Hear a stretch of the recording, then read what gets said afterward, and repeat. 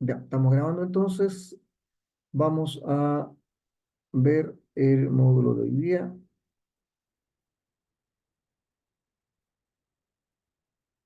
y que corresponde a estudio financiero.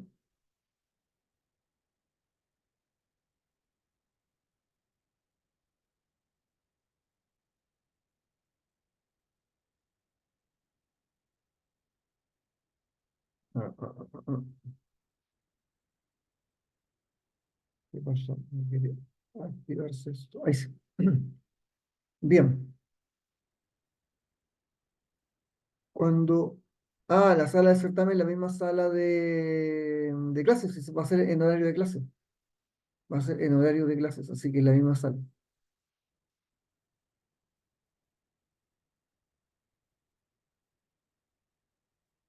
para que tengan eso en claro. Bien, entonces lo que estábamos en la última clase vimos lo que era la parte de criterios de decisión, ¿ya? Y los criterios de decisión son fundamentales para el estudio financiero. ¿En qué consiste el estudio financiero y cuál es su objetivo?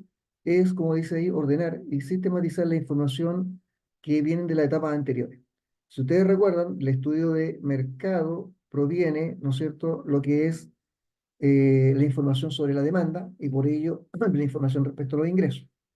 Del estudio tecnológico y de los demás estudios viene lo que es costo, ¿ya? Costo de inversiones, sobre todo el estudio tecnológico en la parte de balance. Entonces, tenemos una serie de datos, de información de dinero, ¿ya? La que tenemos que ordenar para poder trabajar el proyecto. Entonces, lo primero que hacemos en el estudio financiero y la clave está en la definición de la tasa de descuento, ¿ya? Cuando estuvimos viendo en el caso de los criterios de decisión, hablamos de el costo de oportunidad del proyecto y dividíamos, en este caso el BAN, por una tasa de descuento R, ¿se acuerdan? ¿Ya? Esa tasa R, la tasa de descuento, tenemos que calcular, porque en función de eso también vamos a establecer cómo será financiado el proyecto, qué es lo que nos va a convenir, ¿ya? Con esa tasa de descuento. Entonces, como resultado del estudio financiero, vamos a tener el flujo de caja proyectado y su respectiva evaluación financiera medida a través de los indicadores que vimos. Básicamente, van, TIR, CAE, eh, ahí tenemos nosotros los indicadores para saber si este proyecto va a ser rentable o no. Bien, ¿cómo partimos el estudio? Haciendo una estructura de flujo de caja proyectado. La estructura de flujo de caja proyectado es una matriz, como la que vemos aquí en la transparencia, en la cual hay una columna, primera columna donde están los ítems que van a componer el flujo de caja y primera fila que corresponde al horizonte de evaluación. Son los años, pueden ser meses, pueden ser semestres, una unidad de tiempo, pero siempre la misma para todo el periodo, ¿ya? Lo primero que siempre se coloca en la estructura de flujo es el ingreso o beneficio, ¿ya? Esta estructura es la misma para cualquier tipo de proyecto, sea el proyecto que sea, siempre va a tener esta estructura, ¿ya? Se puede desagregar a lo mejor el tipo de beneficio, el tipo de costo, ¿no es cierto? Desagregarlos más. Pero esta estructura siempre parte, los proyectos parten con una primera fila de ingresos y beneficios. Cuando hablamos de ingresos, estamos hablando de plata que entra por concepto de venta, por ejemplo, de algún producto, ¿ya? Si ustedes recuerdan, cuando veíamos los beneficios de un proyecto, uno de los beneficios era por mayor cantidad demandada, ¿ya? Y eso al privado le significa mayor venta. Entonces, ahí en ingresos va la venta, lo que vende el proyecto, la persona que dueña del proyecto, eh, y se coloca, ¿no es cierto?, en esa columna. Después tenemos beneficio, porque si ustedes recuerdan, el segundo tipo de beneficio es beneficio por liberación de recursos o beneficios por ahorro, que al privado le representa plata que se ahorra por cambiar o por hacer el proyecto, por cambiar una máquina, ¿no es cierto? Entonces, ese beneficio es un ahorro de costos, ¿ya? Entonces, por ejemplo, yo digo, mira, tengo un camión, lo voy a cambiar, ¿ya? Entonces, el camión no es que me vaya a dar más ingresos. Lo que va a hacer el camión es que hoy día tiene unos ciertos costos de mantención y operación, que cuando lo cambie, esos costos disminuyen. Por lo tanto, ¿no es cierto? Ese ahorro de costos es el que yo voy a reflejar en la primera fila de ingresos y beneficios. Una vez que tenemos esto, venimos con toda la estructura de costos. Normalmente los costos se agrupan en directos e indirectos. Algunos, además de los indirectos, colocan costos de venta, pero eso va a depender del tipo de proyecto. Se pueden desagregar más, ¿ya? Puede ser idem con los costos directos. El costo directo es el costo de la producción o de la prestación del servicio, de todos aquellos ítems que influyen directamente en la elaboración. Por ejemplo, materias primas. Mientras que costos indirectos es aquello que es parte del proyecto, pero no actúa directamente en la producción. Por ejemplo, arriendo de oficina para la parte administrativa. ¿Ya? Ese costo indirecto, eh, obviamente que no es parte, no es parte de la producción, ¿no es cierto? El arriendo de la oficina, entonces va en este. Otro gasto que es importante considerar es el gasto no desembolsable, ¿ya? Estos gastos no desembolsables responden a los gastos que tienen un efecto tributario. Y en el caso de nosotros vamos a ver la depreciación. Es el que nos interesa, ese es el efecto, el gasto no desembolsable principal, el que nos interesa a nosotros. ¿Ya? ¿En qué consiste este gasto? Eh, es un gasto que se coloca en el proyecto y que nos permite reducir los impuestos, o sea, pagar menos impuestos. Si yo coloco aquí un valor de gastos, pago menos impuestos. Una vez con estos ítems, la suma después resto, tengo una utilidad bruta. A esa utilidad bruta se le cargan los impuestos y con eso tengo una utilidad neta. Como aquí coloqué un gasto no desembolsable y la depreciación, ¿ya? Que fue solamente para descontar impuestos y esto no es plata que salga del bolsillo, ¿ya? Por eso dice no desembolsable porque no se desembolsa, no sale del bolsillo, ¿ya? Hay que sumarlo después, para que quede reflejado solo la rebaja de impuestos, nada más que para eso. Una vez que tengo ya colocado el gasto no desembolsable sumado, nuevamente aplico el resto que es el capital de trabajo, las inversiones, ¿no es cierto? Y después coloco el valor de desecho. Vamos a ir viendo ahora después en detalle qué significa cada una de estos ítems. Finalmente, tengo entonces aquí el flujo de caja sobre el cual voy a aplicar la fórmula del BAN o del CAE, ¿no es cierto?, para saber si el proyecto es rentable o no.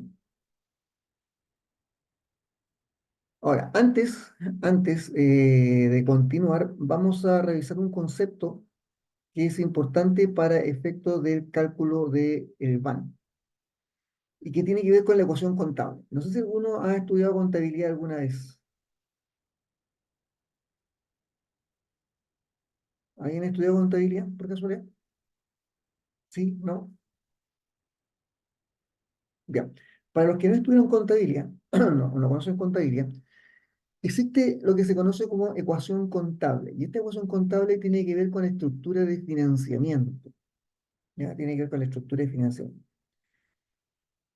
Cuando, esta ecuación nos dice, ¿no es cierto?, que los activos de una empresa son igual a los pasivos más el patrimonio. ¿Qué son los activos? Los activos es todo lo que tiene una empresa.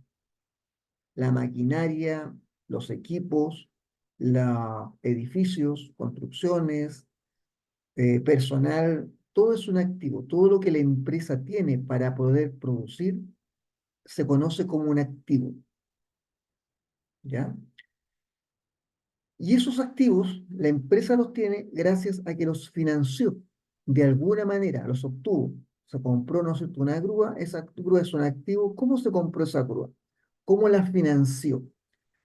Entonces, aquí tenemos el concepto de pasivo más patrimonio. Pasivos son las deudas que yo adquiero en un banco, ¿ya? Entonces, si yo compré la grúa con un préstamo, estoy diciendo que esa grúa, que es un activo, la compré con pasivo, ¿ya? Pero lo habitual es que el pasivo no me financie el 100% de la deuda.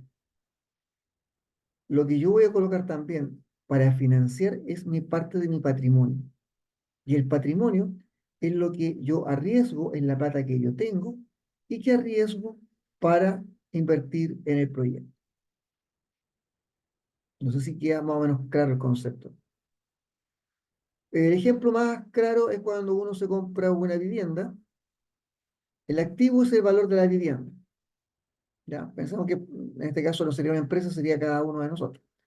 El activo sería la vivienda. Ese activo, pensamos que costó 2.000 UF, se va a financiar con una parte pasivo y una parte patrimonio. El pasivo va a ser el préstamo del crédito hipotecario que te va a entregar el banco. Y el banco te va a decir 80% de valor de la vivienda. ¿Ya? Entonces, si te pasa el 80%, ¿ya? ¿Qué tenemos? De los 2.000 UF te va a financiar 1.600 UF. Y el resto va a tener que tú pagarlo con tu patrimonio, es decir, con plata que tú tienes, ya sea en el banco, guardado bajo el colchón en alguna parte. Pero es plata que tú tienes y que vas a meter en la compra de la vivienda. Por lo tanto, el valor de la casa, que son 2.000 UFs, 2.000 UF lo estás financiando con 1.600 UFs que te pasó el banco, más 400 UF que colocaste tú de tu propia plata. Y eso pasa con toda, con todos los activos en cualquier empresa. ¿Ya? ¿Queda claro el concepto? Me conformo con un dedito arriba en el chat.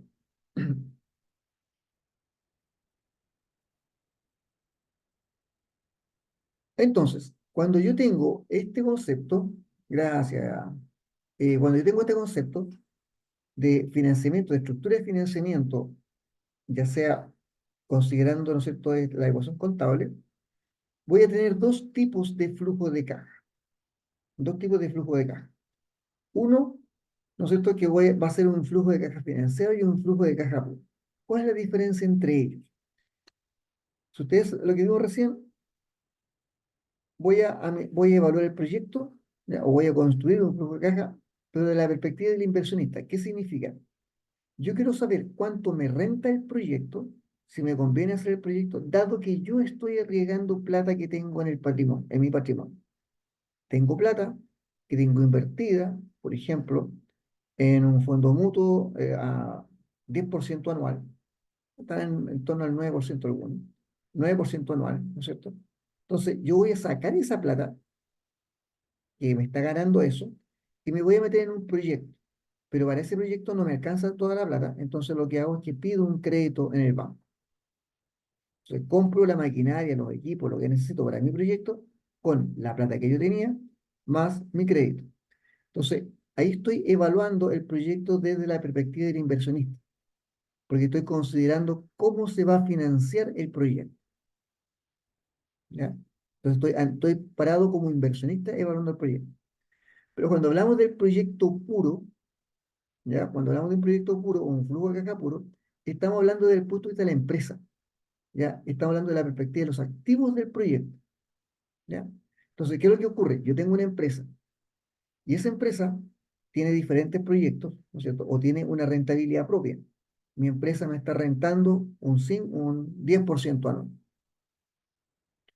Si la empresa me renta un 10% anual y yo hago un proyecto, ¿cuánto debiera ser lo mínimo que ese proyecto me debiera rentar? ¿Qué creen ustedes?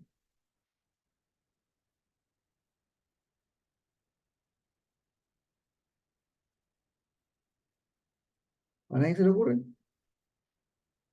Si la empresa me está rentando un 10%, cualquier proyecto que yo haga, esperaría que a lo menos me rentara también el 10%. ¿Ya? Vamos a estar igual que Dora la Exploradora, no sé si veían esa serie en la tele, en que Dora hablaba, se quedaba callada un rato y después se respondía ella misma. ¿Ya? Entonces, fíjense la diferencia. Aquí no me interesa la forma de financiamiento. No estoy viendo no estoy evaluando de la perspectiva de cómo se financia. ¿Ya? Aquí estoy hablando de la perspectiva de cuánto me renta la empresa. Mientras que aquí estoy hablando de cuánto me rentan los fondos que yo tengo. ¿Sí? Lo que yo tengo, cuánto me va a rentar y aquí cuánto me está rentando la empresa. ¿Ya? Entonces, dado que tengo diferentes formas de enfrentar el flujo de caja, voy a tener tasas de descuento distintas, ¿ya? Entonces, cuando hablamos de un proyecto financiado ahora, en el caso anterior, el proyecto puro, cuando hablamos de un proyecto financiado, tengo que considerar el préstamo. Y el préstamo lo tengo que pagar en cuotas. Y esas cuotas se van a dividir en dos aspectos o en dos ítems. En un ítem que es amortización y un ítem que es interés. En general, lo que nos dice a nosotros eh, la metodología de formulación de proyectos y lo que permite la normativa y la ley es que de un préstamo solamente los gastos financieros, conocidos como intereses, es lo que me descuenta impuestos, es a lo que yo le aplico impuestos. Pero la amortización no le aplico, no, es, directamente se coloca en el flujo sin, no descuenta impuestos. ¿Ya? Por ejemplo, cuando uno paga una cuota de un crédito, ¿ya? Uno dice, mira, el mismo caso, ¿no es cierto? Veíamos de la vivienda. Tú estás pidiendo un crédito por 2.000 UFs, ¿ya?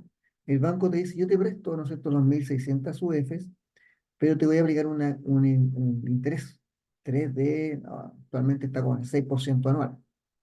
¿Ya? Entonces uno dice, mira, un interés de 6%, ¿no es cierto?, en UF, eso significa que tú vas a estar pagando una cantidad de plata voy a inventar, ¿no es cierto?, dependiendo de los años, de 500.000 pesos, una, un, eh, una cuota, un dividendo. Entonces, en ese caso, pero si tú multiplicas los 500.000 pesos por la cantidad de cuotas que vas a pagar, eso te va a dar mucho más que 1.600 UF. Ese delta más, ¿no es cierto?, son los intereses que estás pagando. Entonces, cuando hablamos de los 500, esos 500 van a estar compuestos por, a lo mejor, 300.000, que es parte de lo que tú vas a pagar. O sea, 300.000, cuando los multiplique por la cantidad de años, me va a dar las 1.060 UF. Pero hay una cantidad, ¿no es cierto?, los 200 restantes que son intereses, que es plata que va a ganar el banco por prestarte la plata. ¿Ya? No sé queda clara la idea, si me siguen la idea. Después vamos a entrar en más detalle del cálculo del préstamo, de cómo se calcula la amortización y el interés. Y ahora lo que me interesa es que ustedes sepan que hay dos tipos de flujo de caja. El flujo de caja puro, en el cual, que veíamos anteriormente, está solamente ingresos, beneficios, costos, impuestos y los gastos y el capital de trabajo y demás. Y cuando hablamos de un flujo de caja financiado, tenemos que agregar estos dos elementos, el gasto financiero y la amortización del préstamo. ¿Ya? Así se diferencia en la práctica un flujo de caja financiado con un flujo de caja puro. Eso tienen que tenerlo en cuenta. Bien, hemos hablado de la tasa de descuento, ya, pero ¿qué es la tasa de descuento? Algo dijimos cuando estábamos viendo el BAN, que es el costo de oportunidad, ¿ya? Es decir, la rentabilidad que dejo de percibir por invertir en negocios alternativos. ¿Se acuerdan que cuando calculábamos el BAN decíamos eso? Eso significa, ¿no es cierto?, que la tasa de descuento va a depender de la rentabilidad de los negocios alternativos, que para todos los efectos en este caso hemos dicho que es el banco, ¿ya? Entonces yo tengo la posibilidad de que o meto la plata al banco, que me rinde un 9% anual, o me meto en el proyecto, ¿ya? Pero no necesariamente la plata yo la puedo meter al banco, también puedo meter la plata en otros proyectos, ¿ya? Y esos otros proyectos son los negocios alternativos y la rentabilidad, y voy a estar condicionado a la rentabilidad de esos otros negocios en los que yo estoy metido, ¿ya? Entonces, primero veamos cómo se calcula la tasa de descuento para el inversionista, ¿ya? Para una persona. ¿Cómo, si yo quiero hacer un proyecto, cómo debo calcular mi tasa de descuento? La tasa de descuento es lo siguiente, la siguiente forma. Es, se compone de una rentabilidad libre de riesgo más una prima por riesgo, o premio por riesgo también le llaman algo, ¿ya? ¿Qué es una rentabilidad libre de riesgo? Es la rentabilidad que yo voy a obtener sí o sí, pase lo que pase, ¿no es cierto?, con mi inversión. Por ejemplo, voy a ir con el ejemplo de la vivienda. tengo 400 UF en el banco, ¿no es cierto?, que voy a meter para mi proyecto. Si yo tengo esas 400 UF, las tenía en el banco y siempre me estaban dando un interés o sea, del 9% anual, ¿ya? Pase lo que pase, el banco me sigue dando esa misma tasa de interés, entonces esa es una rentabilidad libre de riesgo, ¿ya? Por ejemplo, el Banco Estado da anual en su cuenta de ahorro a plazo, da una rentabilidad del 2,5%. El Banco Estado te va a dar esa rentabilidad, te va a dar el 2,5% pase lo que pase. Así no haya una guerra civil, igual te va a dar el 2,5%. ¿Ya? Entonces, eso es rentabilidad libre de riesgo, rentabilidad asegurada. Mientras que cuando hablamos de prima por riesgo, ¿ya? Nos estamos refiriendo a lo que exige la persona que va a meter el proyecto por optar a una inversión distinta. En otras palabras, yo voy a meterme en un negocio, ¿ya? Entonces yo tengo plata en el Banco Estado al 2,5%. Sí, pero si me meto en el negocio, yo espero obtener más plata. No, no, si no dejo la plata en el banco. ¿Cuánto más es lo que yo voy a meterme? ¿Cuánto más es lo que yo espero por meterme en el proyecto? Entonces tú puedes decir, ah, no, mira, yo espero obtener como mínimo un 5% más. Entonces, 5% más es mi prima por riesgo. Y la rentabilidad que me estaba dando el banco al Estado sería el 2,5. En otras palabras, sería 2,5 más 5. Mi tasa de cuánto sería un 7,5%. Entonces, el valor que voy a usar para calcular el VAN, cuando digo flujo partido por 1 más R a la N, ese R va a ser 7,5%. ¿Sí? ¿No es cierto?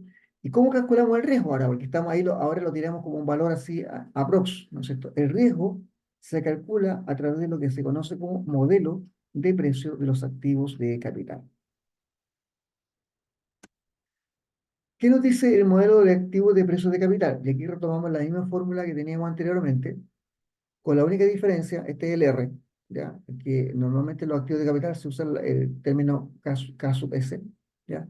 Es igual, aquí tenemos la rentabilidad libre de riesgo, que es la que teníamos anteriormente, y este valor que está aquí, el B, que es un beta, multiplicado por un R sub M menos R sub menos RF, esto es lo que se conoce como prima por riesgo. Entonces, la prima por riesgo depende de qué elementos. Depende del beta, de un beta, digamos que es lo que es, ¿ya? Depende del RM, que es la rentabilidad del mercado, y de la propia tasa libre de riesgo. Entonces, ¿qué es la rentabilidad del mercado? La rentabilidad del mercado es lo que rinde la rentabilidad, lo que rinde el conjunto de empresas que transan sus acciones en bolsa. ¿Han escuchado hablar de los indicadores, el IPSA, el ISPA? ¿No sé? Subió el IPSA en la bolsa de comercio, ¿no? El IPSA lo van calculando todos los días. No sé si han escuchado ese concepto. El IPSA, que es el índice de precio selectivo de acciones, y el ISPA, que es el índice general de precio de acciones, me está midiendo una rentabilidad promedio de todas las empresas, en el caso del IPSA, de las empresas que más transan en el mercado, y en ISPA, de todas las empresas del mercado que transan en bolsa, y me está diciendo cuánto rentan en promedio todas. ¿Cuánto rentan en promedio todas? ¿Ya? Entonces, SRM, ¿ya? Es es un dato que me lo entrega el mercado. RF es un dato que va a depender de dónde yo estoy colocando la plata, ¿ya? Para asegurarme una cierta rentabilidad. Y el beta es una medida de riesgo sistemático. ¿Qué significa esto? El riesgo no diversificable, en otras palabras, es el riesgo del mercado, es el riesgo de donde yo me voy a meter. ¿Cómo lo observamos? Porque esto se mide a través de la covarianza. ¿Se acuerdan, me imagino, de la covarianza en estadística, ¿no es cierto? Es la covarianza entre la rentabilidad de la industria, que es el I, ¿ya? La rentabilidad de la industria, con respecto a la rentabilidad del mercado, dividido por la varianza del mercado. ¿Qué me está diciendo esta expresión? En términos simples, que el riesgo está dado por la forma en que varía la rentabilidad de la industria en la cual está mi proyecto respecto a la rentabilidad total del mercado. Por ejemplo, yo tengo un proyecto inmobiliario, Ya, tengo un proyecto inmobiliario, voy a elaborar, voy a hacer un condominio para vender. Bueno, la rentabilidad de las empresas inmobiliarias sería la rentabilidad, ¿no es cierto?, de la industria. Estamos hablando de la industria inmobiliaria, ¿ya? La industria inmobiliaria. Entonces, voy a ver cómo varía la rentabilidad de la industria inmobiliaria con respecto a la variación de la rentabilidad del mercado, con respecto, por ejemplo, a la variación de la rentabilidad del ISPA, ¿ya? Por lo tanto, me dice cómo varía o qué tan, me va a decir qué tan riesgoso es la industria donde tú te quieres meter con respecto al mercado. No sé si queda más o menos claro, ¿ya? En algunos casos puede ser que la covarianza sea positiva, por ejemplo, si la industria sube, cuando sube, ¿no es cierto?, la actividad económica en general, están todas las empresas bien, les va bien, pero bueno, todas las empresas les va mal, también le va a ir mal a esa empresa. El caso de la inmobiliaria, tal como lo señalábamos recién, en el cual si hay una buena actividad económica, se venden más departamentos, entonces la rentabilidad de la inmobiliaria es buena.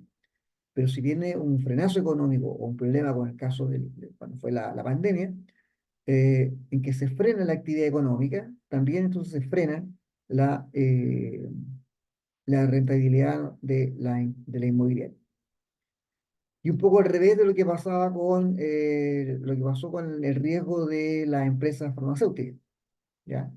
Y claro, la actividad económica cayó, ¿no es cierto? Cayó la actividad económica, ¿ya? Producto de los cierres y de todo lo demás, pero las empresas farmacéuticas, su valor de sus acciones subieron. Entonces, esa es un tipo de industria contracíclica.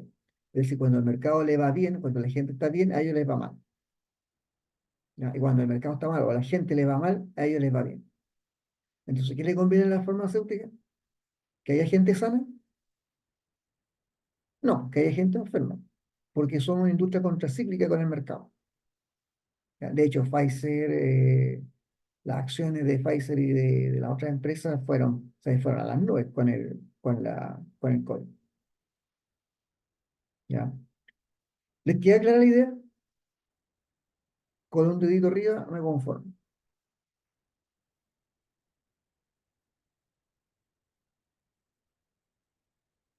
Si no levantan dedito, me quedan dos alternativas. Una, o que no entendieron nada o que están durmiendo.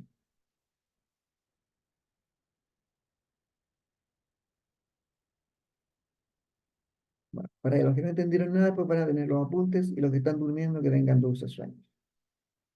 Ya, ejemplo de betas. Ejemplo de betas. ¿Ya? Por ejemplo, el caso de la industria de las telecomunicaciones, ¿ya? En este caso, en Estados Unidos, ¿no es cierto? Tenemos los betas como son la medida del riesgo que me está diciendo, mira, en la medida en que yo tenga, ¿no es cierto?, un beta importante, si nos vamos un poco atrás, antes de ver esta parte, en la medida en que el beta sea mayor, este valor es mayor. O sea, el beta es una medida del riesgo. Por lo tanto, en la medida en que más grande sea el beta, más riesgoso es el proyecto. Ustedes se fijan, las empresas grandes tienen betas que son menores a los betas de las empresas pequeñas. ¿Por qué? Porque las empresas grandes tienen grandes cantidades tienen un importante respaldo financiero y por lo tanto son capaces de hacer frente de mejor manera a cualquier problema. Mientras que las empresas chicas, que tienen menor capital, obviamente para ellos va a ser más arriesgado cualquier tipo de proyecto y por eso su beta tiende a ser mayor. ¿Ya? Eh, Aquí, ¿no es cierto? Para meterse más en el tema de los betas, está este libro que Brady Meyer, Fundamentos de Financiación Empresarial, capítulo 8 y 9, hablan de el beta, ¿ya? El cálculo del beta en sí, si bien aparece, ¿no es cierto?, que la covarianza y la varianza, y eso sabemos cómo calcularlo, el punto es que los datos para meter en esa covarianza y varianza no son tan claros, no son muy fáciles de obtener. ¿Cómo calculamos entonces la tasa de descuento para la empresa? Para la empresa lo calculamos a través del costo de capital promedio ponderado, más conocido como CCPP o WACC en inglés, ¿ya? Y es la tasa de descuento que mide el costo promedio que han tenido los activos operativos en función de la forma en que han sido financiados. ¿ya? O sea, ¿cuál es la rentabilidad promedio de la empresa, ¿ya? En función de cómo financie estos activos, ¿ya? Y por lo tanto, va a ser la tasa mínima de rendimiento que requiere la empresa para las inversiones. Entonces, si en promedio los activos de una empresa están rentando un 10%, lo que señalaba anteriormente, si en promedio los activos de la empresa están rentando un 10%, cualquier proyecto que haga la empresa, a lo menos tiene que rentarle 10%. ¿Ya? Y por eso, para eso nos sirve este cálculo de tasa de descuento a través de capital, costo de capital promedio ponderado. ¿Cómo lo calculamos? Primero tengo que conocer la estructura de financiamiento de la empresa. Ojo, de la empresa, no del proyecto, de la empresa. ¿Ya? Financiamiento de la empresa.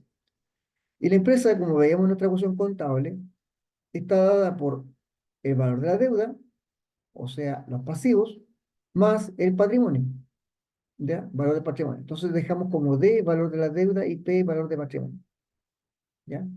Entonces, la deuda, lo que vamos a analizar es cuál es el porcentaje de deuda de financiamiento y cuál es el porcentaje de patrimonio, ¿ya?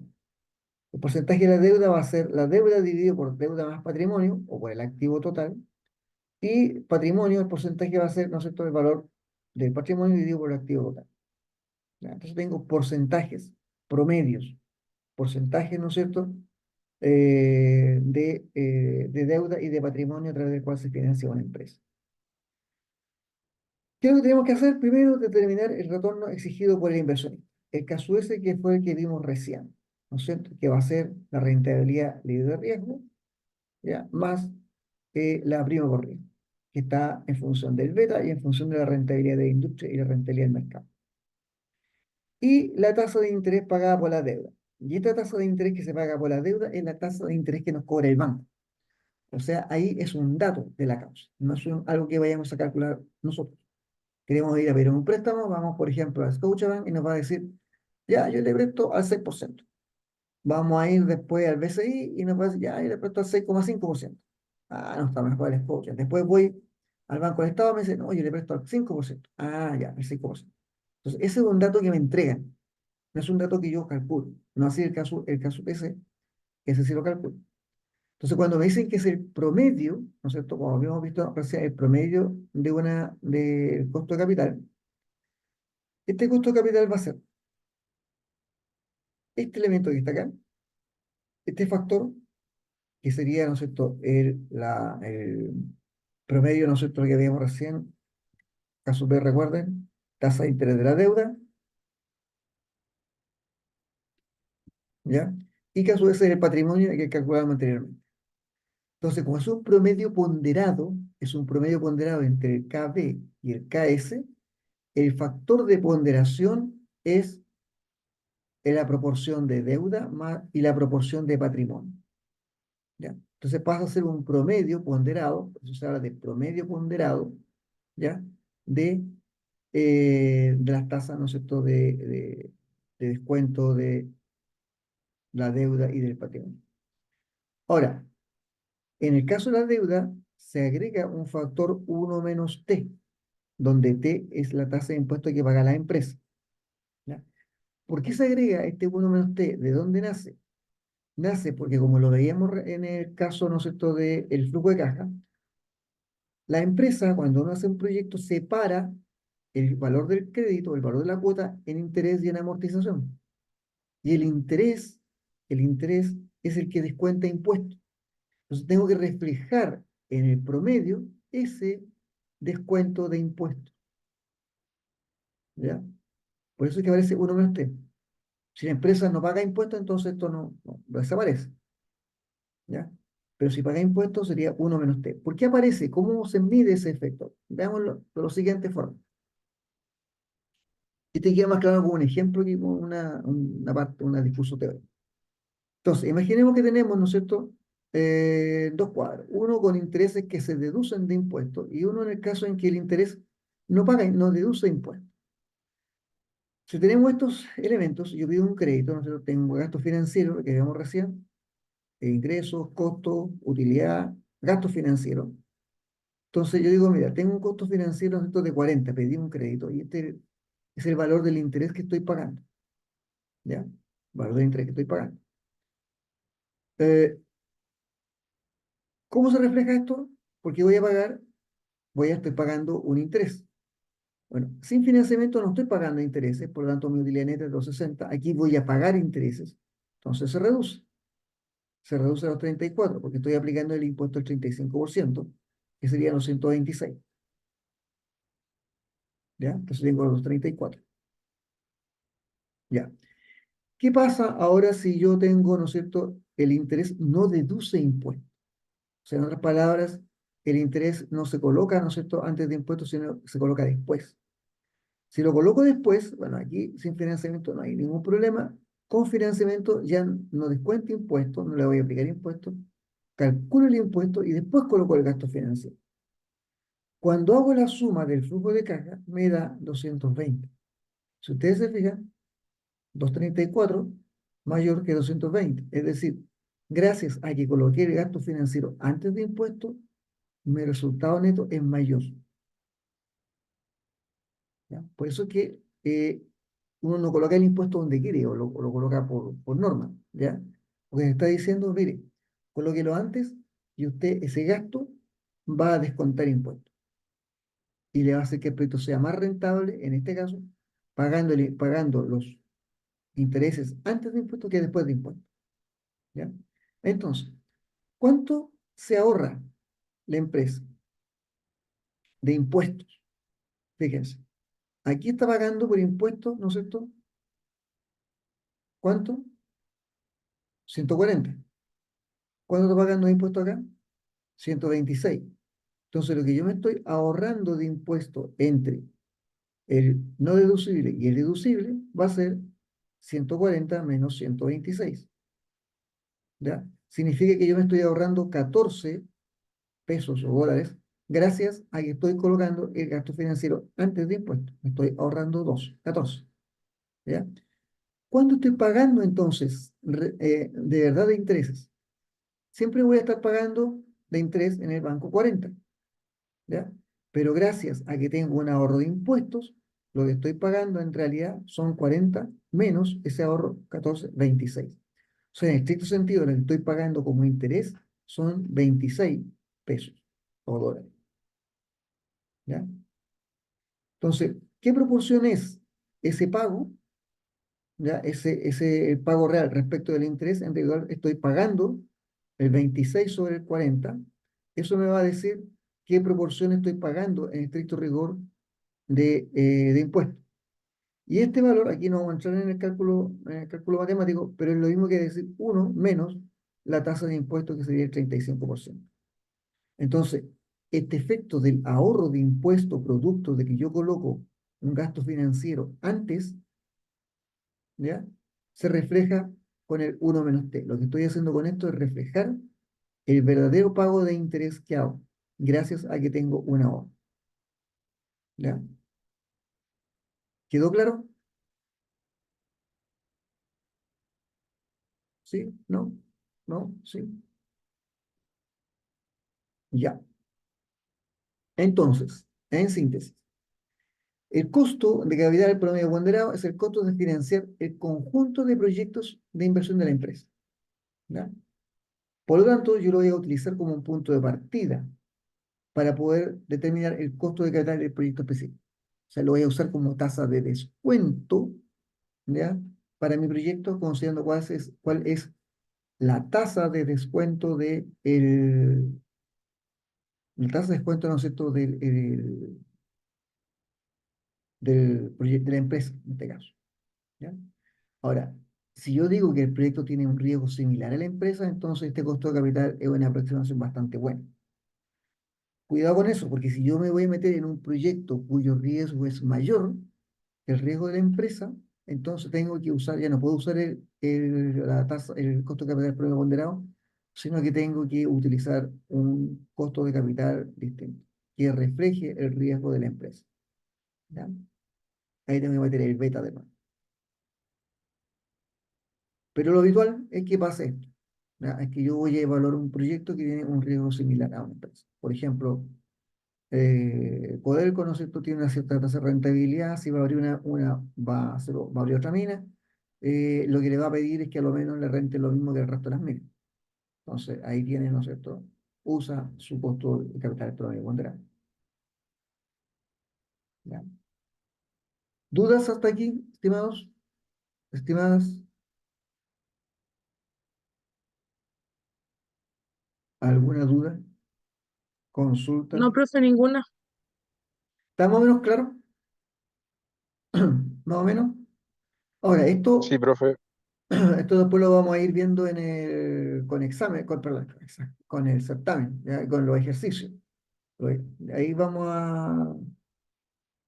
a ver, digamos, cálculos de costo de capital. Ahora me interesa ver básicamente lo que son en la parte conceptual y después vamos a ver la parte ya más de ejercicio. Entonces, esa es la primera parte. Tenemos, sí, vamos a introducir la segunda parte, igual tenemos por un rato. Ya, les voy a compartir. Ah, no, no, no, no, aquí voy a compartir aquí.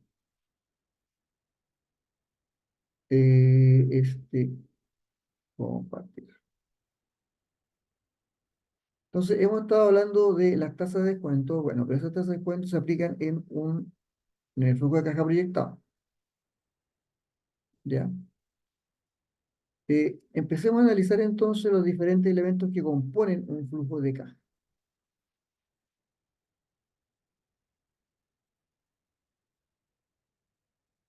¿Ya?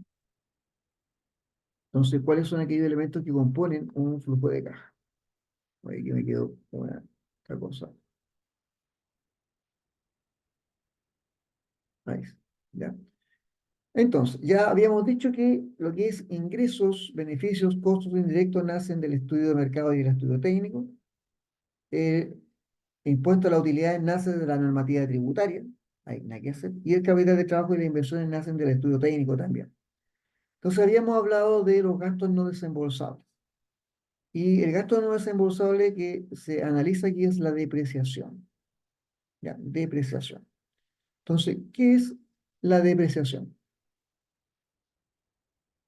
¿Ya? ¿Qué es la depreciación? Como señala ahí, la depreciación de los bienes de los activos de una empresa corresponde al menor valor que tiene el bien producto de su uso o desgaste. En otras palabras, cuando yo tengo un bien, ese bien va perdiendo valor en el tiempo. Queda claro, por ejemplo, en los vehículos. Ustedes se compran un auto que les costó 10 millones, ese auto se va a ir depreciando en el tiempo, producto de que se va echando a perder, tiene más kilometraje, ¿no es cierto?, gasto de mantención. Por lo tanto, ese vehículo ya no vale 10 millones el próximo año, ni el año siguiente. Ese vehículo vale después 9 millones, vale 8 millones, vale y así, ¿no es cierto? Entonces, eso es la depreciación del bien. Todos los bienes se deprecian. ¿Ya? Los activos de una empresa se van depreciando, ¿ya? Producto, ¿no es cierto?, de uso de desgaste. Ahora, esta depreciación está normada por ley. ¿Ya? Y en el caso de nosotros está normado, ¿no es cierto?, el artículo 31 de la ley de impuesto a la renta, ¿ya? En los números 5 y 5 bis del artículo 31. ¿Ya? Entonces, esta ley reconoce que todos los años tú puedes descontar una cuota anual, ¿ya? A tu proyecto, a tu flujo de caja, por concepto de la depreciación de los activos inmovilizados, como gastos necesarios para producir renta. En otras palabras, la ley te permite que tú metas como un costo, todos aquellos, un costo de depreciación, ¿no es cierto?, para aquellos activos que son necesarios para producir la renta. En otras palabras, yo tengo una máquina para producir renta, para fabricar algo. Por ejemplo, mira, el típico caso de las camionetas. ¿Ya? Un auto en una empresa constructora no te permite producir renta, porque ¿para qué te sirve el auto? Digamos, no tiene participación o uso en lo que es la construcción, para transportarte a ti, pero no para transportar material. Una camioneta sí. Entonces, tú puedes considerar para efectos de impuesto la depreciación de la camioneta. La ley te permite depreciar una camioneta, no te permite depreciar un auto, porque el auto se asume que no es necesario para producir la renta. O sea, tú te puedes ir a la constructora en micro, ¿ya? O te puedes ir a pata o en bicicleta, pero la camioneta la necesitas para transportar materiales. Entonces, es necesaria para producir la renta.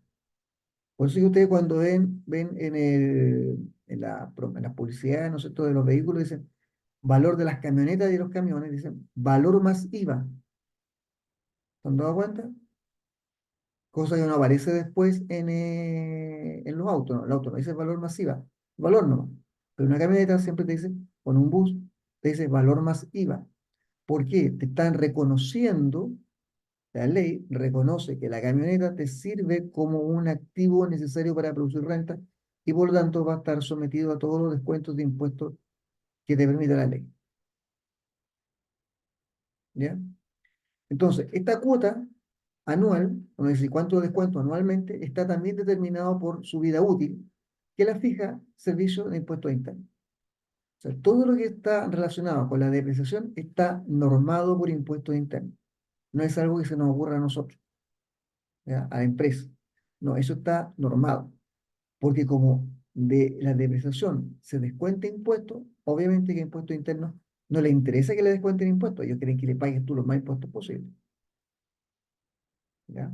Entonces, la depreciación está normada por ley, ¿ya? Y dentro del concepto de depreciación hay algunos conceptos que también tenemos que tener claro. Uno, lo que se conoce como valor libro de un activo. Y el valor libro es la diferencia entre el costo inicial, o sea, el valor de la inversión, y los cargos por depreciación acumulada. Entonces yo digo, mira, ¿sabes qué? La camioneta me costó 20 millones, ¿ya? Y se deprecia. La ley me permite depreciarle 1 millón al año. Entonces, ¿qué significa? Que el siguiente año va a ser, el valor, ¿no es cierto?, del activo va a ser los 20 millones menos el millón depreciado sería 19 millones. Al año siguiente, menos 1 millón serían 18 millones. Al tercer año, 17 millones. Entonces, el valor libro de la camioneta al tercer año son 17 millones. ¿Ya? Eso entonces es lo que se conoce como valor libre, que puede ser distinto al valor de mercado, cuidado. ¿Ya?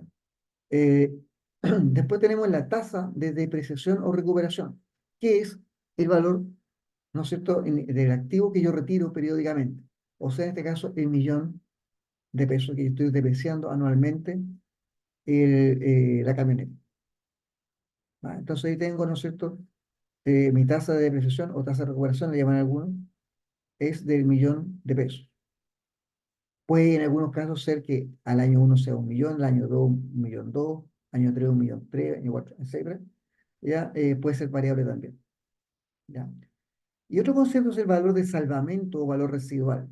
Dice es el valor neto o valor de mercado al final de la vida útil del proyecto. Ya aquí la puedo expresar como porcentaje o como monto. Entonces, por ejemplo, yo digo, mira, la camioneta la voy a tener 5 años. Y a los 5 años se va a haber depreciado, yo puedo decir el 50%. O sea que al quinto año, el valor de la camioneta va a ser el 50%. En este caso estamos hablando de 20 millones, al quinto año va a ser 10 millones. Ese es el valor residual o valor de salvamento de la camioneta. Valor de mercado al cual yo voy a vender la camioneta. ¿Ya? Entonces, eh, cuando hablamos de la depreciación lineal, bueno, nosotros vamos a trabajar con depreciación lineal para efecto de conocer cómo opera la depreciación, porque impuestos internos determina el tipo de depreciación. Hay varios tipos de depreciación, eso está en la ley, ¿ya? Pero todos operan, para efectos de cálculo, operan igual, ¿ya? La fórmula cambia solamente. Entonces, la depreciación anual va a ser igual al costo del activo, en este caso, ¿no es cierto?, lo que estábamos viendo, menos el valor residual permitido por norma, por ley, ¿ya? Dividido por la cantidad de años de vida útil. ¿Sí? Normalmente, lo que nos dice a nosotros, los años de vida útil están determinados por impuestos internos también. Entonces te dice, por ejemplo, que una construcción, un edificio, tiene una vida útil de 80 años. ¿Ya? Un vehículo tiene una vida útil de 5 años. O usted dice, y lo que habitualmente se dice que algo se deprecia totalmente a. ¿Ya? Entonces usted puede depreciar totalmente los equipos de computación a 3 años. ¿Qué significa? Que yo tengo el costo del activo, el computador, por ejemplo, pensamos 2 millones de pesos un computador. Se deprecia totalmente en 3 años, significa que su valor residual del libro va a ser cero, ¿ya? Y dividido por 3. Entonces, 2 millones dividido por 3, la depreciación sería 2 tercios, o sea, 0,66, 666 mil pesos anuales. ¿Ya? Entonces ahí tendríamos, ¿no es cierto?, el cálculo de la depreciación. Pues lo vamos a ir viendo, por ejemplo, en este caso que está acá. Estoy hablando de un activo que vale 100.000 pesos o 100.000 dólares, lo que sea. Y se dice que la ley permite que tenga una vida de 5 años donde se deprecia totalmente. Entonces, ¿cuál va a ser la depreciación? Lineal sería 100 dividido por 5, 20.000. 20.000 parejo. Acumulada significa que yo el primer año, ¿no es cierto?, tengo los 20.000, al segundo año tengo una depreciación acumulada de 40.000, al tercero 60.000 y así. Por lo tanto, el valor libre del activo va a ser el valor del activo menos su depreciación acumulada. O sea, 100 menos 20, 80, 100 menos 40, 60, 100 menos 60, 40, menos 100 menos 80, 20, y 100 menos 100, 0. Se depreció totalmente. Este es el valor libre del activo. ¿Ya? Entonces, el valor libre al año 3 puede ser va a ser de 40.000. Ese valor libre del activo. Y ojo, es distinto del valor de mercado. ¿Ya? Ahora vamos con recuperación con valor de desecho. ¿Qué pasa con el valor de mercado? Entonces tenemos visto lo que es la depreciación, tenemos visto ¿no es cierto?, cómo la calculamos. Veamos cómo calculamos la recuperación o valor de desecho. Hay varios métodos, pero el que normalmente más se utiliza como valor de desecho es el método comercial. Y el método comercial es el método, ¿no es cierto?, que parte de la base de que el valor contable, ya lo que decíamos recién, valor de desecho, perdón, el valor de libro, no refleja el verdadero valor que podría tener el activo al final de la vida útil. ¿Ya? Entonces, por ejemplo, estoy diciendo que yo tengo mi proyecto, mira en el caso anterior, este que tengo acá. Mi proyecto, por ejemplo, eh, va a ser a 3 años, mi horizonte de evaluación. La vida útil no tiene que ver con la vida útil con el horizonte de evaluación del proyecto. Ojo, cuidado con eso. ¿Ya? Yo puedo tener un activo que se deprecia totalmente en 5 años, pero el proyecto tiene un horizonte de evaluación a 3 años. Entonces, en este caso, el valor libre, el valor al final del proyecto va a valer 40.000. En el proyecto yo voy a deshacerme de este activo, porque ya no lo necesito. ¿Ya? Entonces lo voy a vender, pero cuidado, no necesariamente lo voy a vender en 40.000. Lo más probable es que esté bien en el mercado, se trance a un valor superior a los 40.000. ¿Ya? Por ejemplo, se vende a 50.000. Entonces, lo que me está diciendo, ¿no es cierto?, que el método comercial te dice, mira, el valor verdadero, ¿no es cierto?, no refleja ese valor contable, el valor que tiene al final de la vida útil. Por lo tanto, lo que se plantea en este caso es que, ¿no es cierto?, eh, el valor que se plantea, que el valor de desecho, va a ser la suma de los valores comerciales que sería posible de esperar, corrigiéndolo por su efecto tributario. ¿Cuál es el efecto tributario? Si efectivamente ese bien que yo vendo me genera ganancia. ¿Ya? Entonces, ¿cómo se calcula? Yo tengo un valor comercial. Por ejemplo, dijimos recién, lo vendemos en 50.000. El valor libre son 40.000, lo que habíamos calculado por desecho. Por lo tanto, el valor comercial, 50 menos 40, tengo una utilidad de 10.000. Le aplico el impuesto, ¿ya? 10.000. Sabemos que sería el impuesto del 10%, ¿sí? El 10% va a ser entonces la utilidad 9.000. Le sumo el valor libre, que era 40.000, entonces mi valor de desecho serían 49.000 pesos. ¿Ya? Bueno, ahí también hay un ejemplo, lo que vimos recién. El proyecto se evalúa en un horizonte de tiempo de 5 años, el activo vale $1.000 o 1 millón y se deprecia totalmente en 10 años. ¿ya? Y se estima que al final del año tiene un valor comercial de 650 años. ¿Cuál sería el valor de desecho del activo? Entonces, ¿qué tenemos? El horizonte son 5 años. Horizonte 5 años. Se deprecia totalmente en 10 años. Significa que el valor del activo, 1000 menos 0, porque se deprecia totalmente, dividido por 10, me da 1000 dividido por 10, me da 100. 100, 100, 100, 100, hasta 5 años. ¿Cuál sería el valor libro, entonces? Va a ser el valor menos la depreciación acumulada, en este caso el valor libro del bien en el año 1 es 900, en el año 2 800, en el año 3 700, en el año 6 500 y en el año 5 500. Pero me dice que yo en el año 5 lo puedo vender en 650, pero su valor libro es de 500. Entonces la pregunta es, ¿qué valor de desecho coloco? ¿Cuál va a ser su valor de desecho? Entonces tenemos 650 menos el valor activo 500, la utilidad de impuesto 150, si el impuesto es de un 30% va a ser 40, la utilidad neta es 105, valor libro va a ser 500, valor de desecho entonces sería, ¿no es cierto?, 605. Entonces, si bien este valor de comercial es 650, ¿verdad? Y el 500 es el valor libro, el valor de desecho, valor comercial que yo tengo que colocar en mi proyecto, en mi flujo de caja, es de 605. ¿Sí?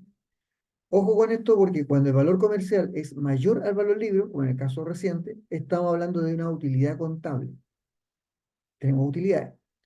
Pero cuando el valor comercial es menor al valor libro, o sea, por ejemplo, si lo vendiéramos a 400 y su valor libro es 500, entonces tenemos una pérdida contable, contable, porque tiene que ver con efectos tributarios.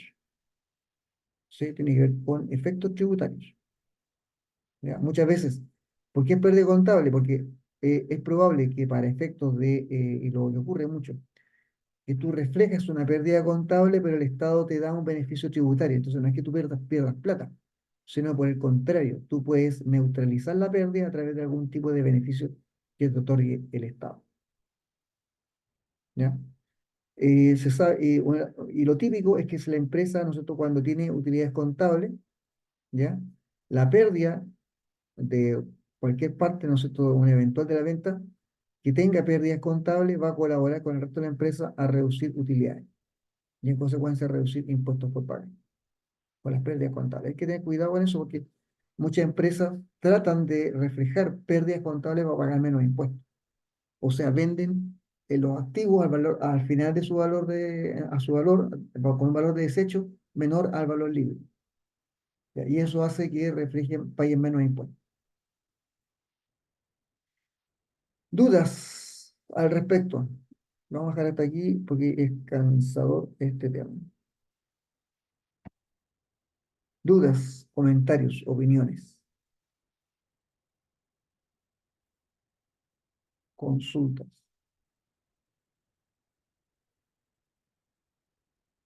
¿No? ¿Nada? ¿Todo bien? Todo bien, profe. Perfecto. Con un ejercicio yo creo que se va a ver Ah, más.